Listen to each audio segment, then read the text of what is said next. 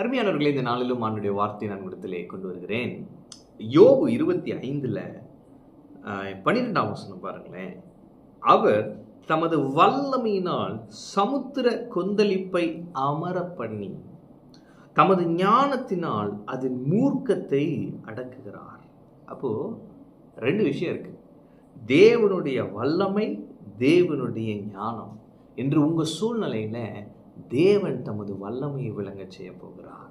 தேவன் தமது ஞானத்தை விளங்க செய்ய போகிறார். ஆமென். உங்க சூழ்நிலை எப்படி இருந்தாலும் சரி, இன்னைக்கு தேவன் தமது வல்லமையை விளங்க பண்ண போகிறார். ஆமென். அதிசயங்களை செய்கிற தேவன் நீரே.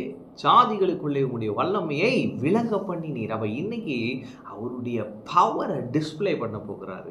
அவருடைய பவரை டிஸ்பிளே பண்ணி உங்க லைஃப்ல, உங்க வாழ்க்கையில் ஒரு அற்புதத்தை ஈடு செய்ய போகிறார். ஆமென். அப்ப தமது வல்லமையினால் சமுத்திர கொந்தளிப்பை அமர பண்ணுகிறார். அப்ப இன்னைக்கு அவருடைய வல்லமையினால என்ன செய்யறாரா? கொந்தளிப்பை அமர பண்ணுகிறார். ஆமென். கடல் கொந்தளிக்குது பாருங்க.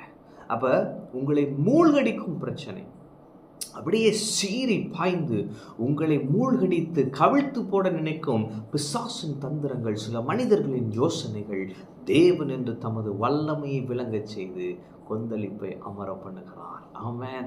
எனவே இவ்வளோ பெருசா சீறி வருது, ஆண்டு சொல்றாரு அது ஒன்றுமே செய்யாது. ஆமென். பிரதர், இவ்வளோ பெரிய கடனை நான் எப்படி அடைக்க போகிறேன், என் லைஃபே போச்சு. ஆண்டவர் சொல்கிறாரு, இல்லை இல்லை இல்லை இல்லை, இது முடிவு அல்ல. கொந்தளிப்பை நான் அமர்த்துகிறேன், என்னுடைய வல்லமையை விளங்கச் செய்கிறேன் என்று சொல்லுகிறார். எனவே நீங்கள் அமர்ந்திருந்து அவரை தேவன் என்று அறிந்து கொள்ளுங்கள். கர்த்தர் உங்களுக்காக கிரியை செய்கிறார். அருமையானவர்களே, கொந்தளிப்பை தமது வல்லமையினால் இன்று அமர பண்ணுவார். ஆமென். அடுத்து என்ன போட்டிருக்குன்னா, தமது ஞானத்தினால் அதன் மூர்க்கத்தை அடக்குகிறார். இந்த கொந்தளிப்பின் மூர்க்கம் ஒன்று இருக்கு பாருங்க, அவருடைய ரியாக்ஷன், அதை என்ன செய்யறாரா? அடக்குகிறார். எதுல? ஞானத்தினாலே. அப்ப பிசாசு உங்களை அழிக்க சில ஸ்ட்ராட்டஜி வச்சிருக்கிறான். அதனுடைய அந்த வீரியம் இருக்கு பாருங்க, அப்படியே எஃபெக்ட் இருக்கு பாருங்க. ஆண்டவர் ஞானத்தினாலே இன்று அதை அடக்குகிறார். ஆமென். அப்ப கொந்தளிப்பை அமர பண்ணுகிறார். அடுத்து அதன் மூர்க்கத்தை அடக்குகிறார். ஆமென். அவருடைய வல்லமையும் அவருடைய ஞானத்தையும் இன்று உங்கள் சூழ்நிலைகளிலே அவர் விளங்க செய்து உங்களுக்கு அற்புதத்தை செய்வார். நீங்கள் பயப்படுகிற காரியம் உங்களுக்கு நேரிடாது. நீங்கள் அஞ்சுகிற நிந்தை உங்கள் மேல் வராது. ஆமென். எப்போ இது வந்துடுமே, இவங்க வந்துருவாங்களே, என்ன சொல்லுவேனோ, ஆண்டவர் சொல்றாரு, நான் அமர்த்துகிறேன், நான் அமர பண்ணுகிறேன், நான் அடக்குகிறேன் என்று சொல்லுகிறார். ஆமென். கர்த்தர் இப்படியாகத்தான் உங்கள் வாழ்க்கையிலே செய்வார். ஆமென். ரெண்டு செஞ்சுட்டு கடைசி பாருங்க, அடுத்த வசனத்தின் ஒரு பகுதி பாருங்க. தமது ஆவியினால் வானத்தை அலங்கரித்தார். ஆமென். உங்க வாழ்க்கையை கர்த்தர் அலங்கரிப்பாருங்க.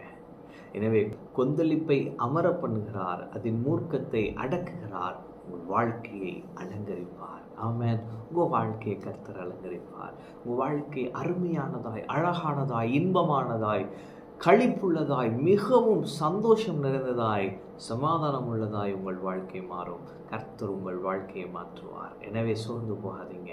கர்த்தர் உங்களோடு கூட இருக்கிறார். அவர் உங்களை விட்டு விலகுவதும் இல்லை, உங்களை கைவிடுவதும் இல்லை. அவர் கொந்தளிப்பை இன்று அமர பண்ணி அதன் மூர்க்கத்தை அடக்குவார், வாழ்க்கை அலங்கரிப்பார். ஆமென். கர்த்தர் உங்களோடு இருக்கிறார். கர்த்தர் உங்களை ஆசீர்வதிப்பார்.